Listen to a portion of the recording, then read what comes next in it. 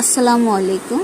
আজকে সকালের রেসিপি হচ্ছে লতি দিয়ে, চিংড়ি মাছ দিয়ে আর শুটকি দিয়ে মিক্স কম্বো। এই মিক্স কম্বো কে কে পছন্দ করে?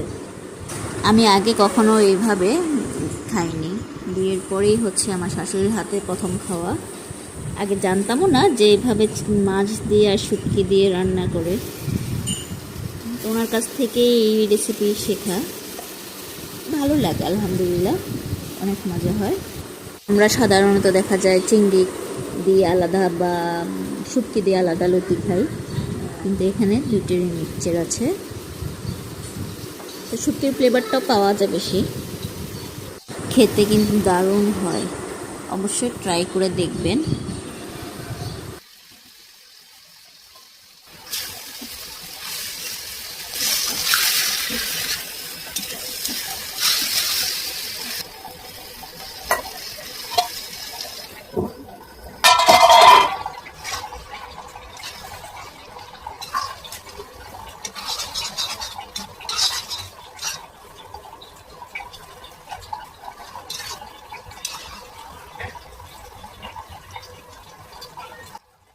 আমি এই পর্যায়ে কিছু কাঁচা রসুন থেতো করে দিয়ে দিব, যেটা হচ্ছে শুটকিতে অনেক ফ্লেভার আসবে, আরও ভালো টেস্টও দ্বিগুণ হয়ে যায়।